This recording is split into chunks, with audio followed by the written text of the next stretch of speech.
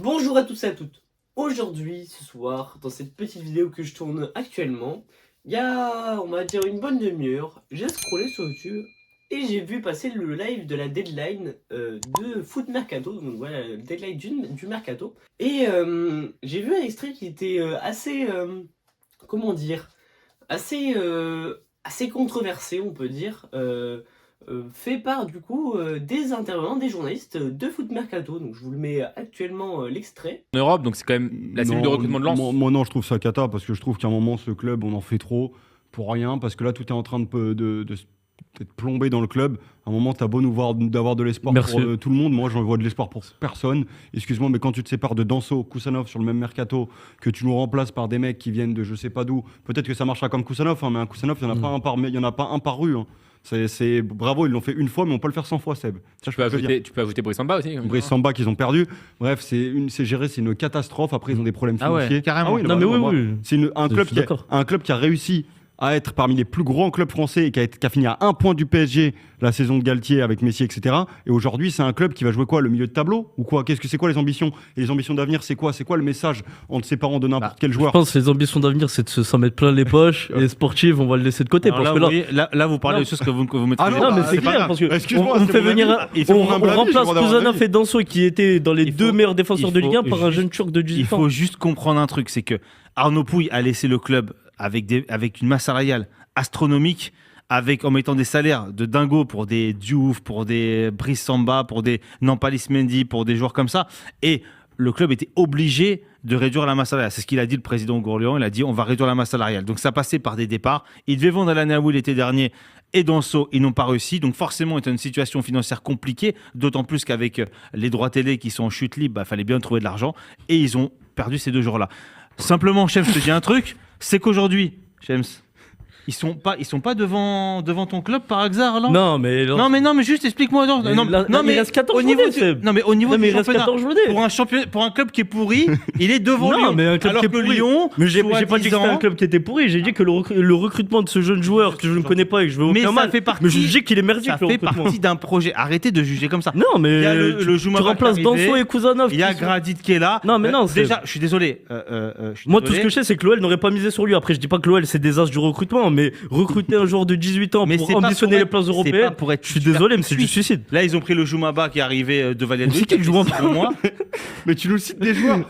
Danso, Kusanov, tu nous cites des Joumaba. Non, mais Joumaba, ils avaient fait une présentation de Jumanji, là, ils font une présentation Toy Story, peut-être c'est Pixar, peut-être, je sais pas. Donc voilà, cet extrait m'a énormément chiffonné parce que quand même, des journalistes confirmés, hein, des diplômés normalement, à part si Foot Mercato embauche des mecs qui n'y connaissent rien en foot, mais bon, j'espère pas quand même, se permettent de dire des choses comme ça.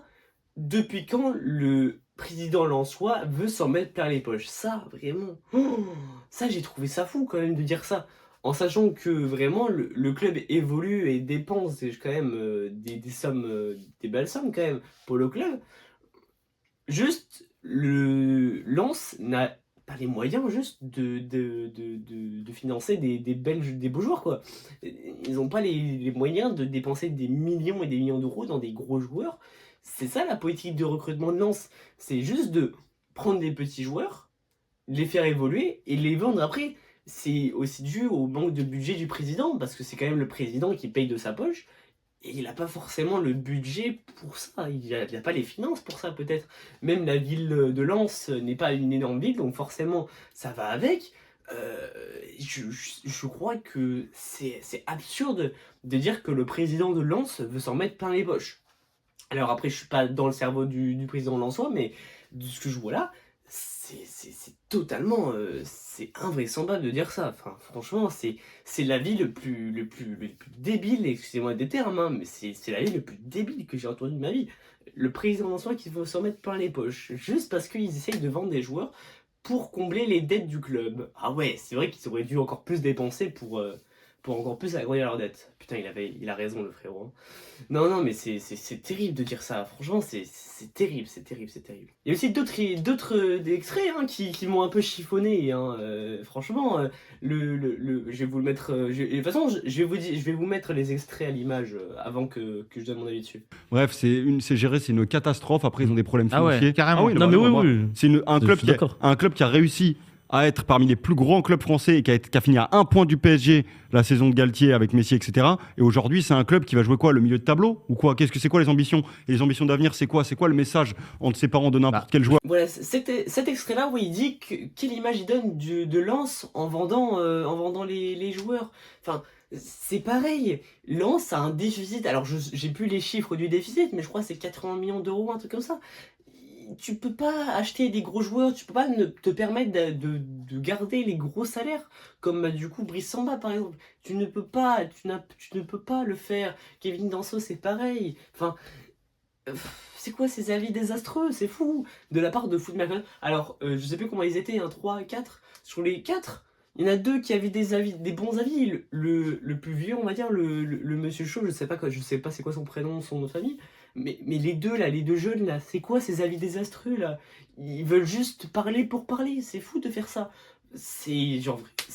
Arrêtez. Pourquoi Foot Mercato, un journal pourtant qui m'apporte de nombreuses informations, vous mettez 2 personnes aussi incompétentes que ça? Alors peut-être qu'ils sont très compétentes, hein, peut-être qu'ils juste ont voulu faire les intéressants sur ce live, mais c'est terrible. C'est-à-dire que tu offenses quand même beaucoup de personnes en disant ça. Notamment le président lensois, quoi. Enfin, qui fait pourtant du très très bon travail avec le club de Lens. Enfin, avec le déficit structurel du club, les déficits budgétaires, là, la dette de 80 millions d'euros, là, je sais plus combien, je me suis pas informé avant de faire la vidéo, j'avoue. Mais voilà. Et aussi la crise des droits télé, parce que voilà, ça n'apporte pas autant d'argent. Les taxes françaises qui sont plus élevées les taxes françaises aussi qui sont aussi bien plus élevées qu'en Espagne par exemple, ou en Allemagne. Enfin bref, voilà, les taxes françaises qui sont encore plus élevées que dans d'autres pays du top 5 européen. Les droits TV qui sont plus payés, voilà, DAZN qui refuse de payer. Donc l'argent n'est plus apporté, voilà, il dépend de la billetterie. Et avec la billetterie, bah, tu peux pas vivre en tant que gros club français. C'est indispensable les droits télé, donc forcément, ils essaient de prévoir le coup pour pas que le club coule. Et ça passe par vendre les joueurs, par vendre les gros salaires. Et voilà, et se faire de l'argent sur ça, et c'est normal, c'est la base. Tous les clubs français font ça, il n'y a pas que Lens. J'ai l'image de Lyon qui vendait ses joueurs à l'époque, qui ont vendu Karim Benzema, qui ont vendu Umtiti. Alors c'était des gros chèques, c'est pas forcément la même chose, mais c'est... Moi je trouve ça quand même comparable. Le Stade Rennais qui vendait leurs gros joueurs aussi à l'époque, avant que le président injecte encore plus d'argent. Enfin, c'est la base, c'est le modèle financier d'un club français normal. Tu vends tes gros joueurs pour te faire de l'argent et après tu réinvestis dans des plus petits joueurs pour les faire évoluer encore une fois. Et c'est un cycle, c'est une boucle infinie. Tant que les droits télé pour l'instant ne vont pas augmenter. Parce que voilà, si on compare les droits télé à d'autres championnats, parce que là je pense que j'imagine, hein, qui prend comme référence hein, l'AS Monaco, le PSG ou alors d'autres pays d'Europe. Comme la Première Ligue, la Liga, mais c'est pas du tout c'est incomparable, Tu peux pas comparer 2 championnats, 2 pays différents, qui ont 2 modèles économiques différents aussi, avec la Liga qui a des droits télé, mais qui sont peut-être 2 voire 3 fois plus supérieurs aux Français. Pareil, la Première Ligue, ça doit être waouh, c'est encore plus élevé. Enfin, après, je parle même pas de la Première Ligue, c'est hors catégorie, mais l'Espagne, par exemple, s'il se réfère à l'Espagne, c'est 2 voire 3 fois plus supérieur, pardon, je parle même plus français. Et alors là, pareil, un truc qui m'a fait monter la pression, c'est le fou rire que se sont tapés les deux là, parce que le monsieur là, le monsieur Chauve, je l'ai appelé le monsieur Chauve, hein, a parlé et a dit la vérité. Il a vraiment dit tout ce qu'il fallait dire en tant que journaliste. Il a éclairci la situation, il les a contredits, et ils se sont tapés une barre. Et ça m'étonnerait même pas que un des deux ait envoyé un message à l'autre, parce que avant que l'autre se tape une barre, il a quand même regardé son téléphone. Ça m'étonnerait même pas que l'autre ait envoyé un message pendant que l'autre parlait. C'est de l'irrespect total. Mais j'appelle ça de l'irrespect. Mais j'espère vraiment que ces deux-là ne referont plus de live sur Foot Mercado. Alors j'en ai vu un des deux qui était à la rédac et qui faisait des fois des vidéos sur YouTube avec Foot Mercato. Ça se passe bien, alors juste ne les mettez plus jamais sur des lives parce qu'ils sont incompétents sur ça. Et vraiment, c'est terrible. Vraiment, gardez le monsieur chauve. Gardez-lui, c'est très bien. Mettez-le en live tout seul. Vraiment, c'était très très bien. Voilà, il a des bons avis, il est carré. Voilà, c'est beau à voir. Et ça donne une mauvaise image des jeunes journalistes aussi, en conséquence, parce que les avis désastreux comme ça, le fait qu'ils se tapent une barre pendant que l'autre parle, c'est terrible, c'est terrible, c'est terrible. Et surtout que tout à l'heure, quand il parlait d'ambition d'avenir, quelle ambition d'avenir? Mais en fait, le truc, c'est que Lens n'a jamais changé son modèle économique. Leur modèle économique a toujours été d'acheter des petits joueurs et de les faire monter. Jonathan Klaus, ils l'ont acheté où? Ils l'ont acheté en Allemagne. Enfin, ils l'ont acheté dans un petit club, ils l'ont acheté pour quoi? 2 millions d'euros, même pas. Et ils l'ont vendu cher aussi. Enfin, j'ai plus les chiffres en tête. Mais voilà, c'est ça le modèle économique de Lens. Ça a toujours été comme ça. Et il prend comme exemple la saison où il termine à 1 point du PSG. C'est la même chose. Ils ont toujours acheté des petits joueurs pour les faire monter. C'est qu'au Fofana, ils n'ont pas acheté 40 millions d'euros. C'est un truc de fou de dire ça. C'est juste, ça a toujours été le même modèle économique du côté de Lens. Le président a jamais changé sa stratégie économique. C'est juste, enfin voilà. Ils avaient juste rien à dire et ils ont dit de la merde du coup. Donc vraiment, arrêtez ça. Ok, et là je viens de voir un autre truc, là je viens de revoir la vidéo. Et en fait, ils se moquent du recrutement d'un jeune joueur de 18 ans. Ils sont en train de vanner sur Jumanji, machin de history, mais qu'est-ce qui me... Alors déjà, dedans, c'est même pas drôle. Genre vraiment, ton humour claqué au sol. Et de deux, comment tu oses dire ça en sachant que... Là, il a dit, je cite, hein, tu nous cites des Jumaba, machin, alors qu'avant, t'avais des Danso, des Kuzanov. Mais Kuzanov, tu l'as chopé où? Tu l'as chopé en Biélorussie.